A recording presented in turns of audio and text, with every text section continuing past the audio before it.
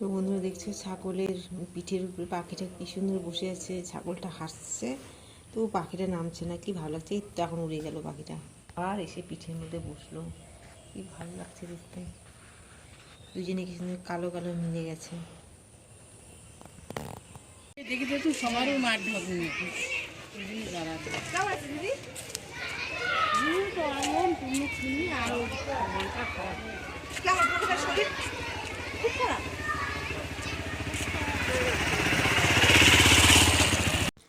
তো বন্ধুরা তো এই যে দাদার বাড়িতে চলে আসলাম, তোমাদের কাছে কোনো কাজকর্ম শেয়ার করলাম না। দাদা সকাল সকাল সবাইকে ফোন করছে, তো বোনকে ফোন করলাম, বোনের সঙ্গে তারপর চলে আসলাম।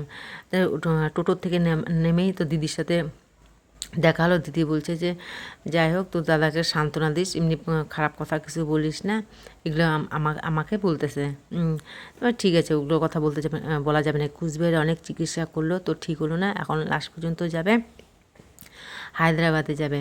তো দিদি বলল যে সুস্থ হয়ে আসবে, এর কোনো কোনো ইসে নেই।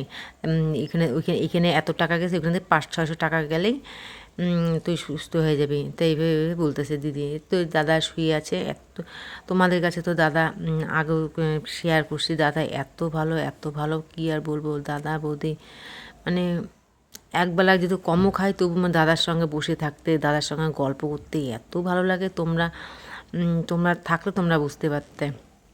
তো দাদা খুব মিশুকি মানুষ। দাদা আমার বোনকেও বিয়ে দিয়েছে, আমার দাদাকেও বিয়ে দিয়েছে, কী আর বলবো। দাদা খুব মিশুকি, আর বলে প্রকাশ করতে পারবো না।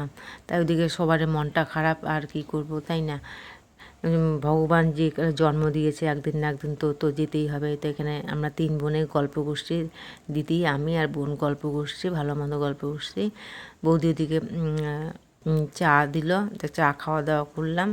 আর বৌদির সঙ্গে আর কী গল্প করবো, বৌদিরও মনটা খারাপ। আগে যে বৌদি হাসি খুশি ছিল, আর এখন সেই রকম আর বৌদি আর হাসি খুশি নেই। আর কি সবাই মন খারাপ হয়ে একা একা বসে গল্প করছে। তো বৌদি ওদিকে রান্না করছে, আসলে যখন তো একটু খেয়ে যায়, তারপরে খাওয়া দাওয়া করলাম। তো বৌদি এখানে পান দিচ্ছে। তাই যাই হোক, তা রৌদ্রের মধ্যে বসে আছে, দেখো বৌদি কী রকম হয়ে গেছে। আগে কি সুন্দর বৌদি ছিল, আর বলার মতো না। আগে তো তোমার যারা আমার পুরানো ভিউয়ার্স, তোমরা তো জানোই যে বৌদি আগে মেয়ের জন্য জয়পুরে কাজ করেছিল। দাদা বৌদি মেয়ে তো আমি জন্যই করছে। আর এদিকে আসার পথে মেয়ে কুল খাবে, তাই মেয়েকে বলছি যে বাবা কুল খায় না, সরস্বতী পূজা না হলে কুল খাওয়া যায় না, তবুও বায়না করছে। যাই হোক, কুল খায় না, হাতে নিয়েছে কুলটা। তো এদিকে এই যে ভাস্তি যাবে বাবার জন্য ওই যে সোয়েটার, তারপরে মোজা, যাই হোক কী কী লাগে বানেশ্বরে যাবে কিনতে। তো এদিকে বলছে পিসি তাহলে চলো একসঙ্গে বের হই। আমি ওইদিকে বাবার জন্য কিছু জিনিস কিনবো, কারণ যাবে হায়দ্রাবাদে, তাই না, কয়েকটা তো ড্রেস লাগবেই।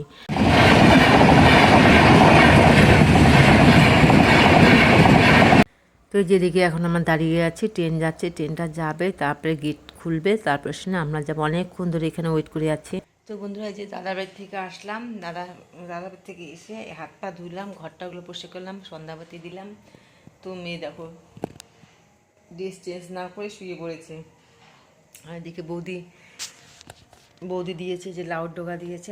লাউর ডোগা মেয়ে ভীষণ ভালোবাসে।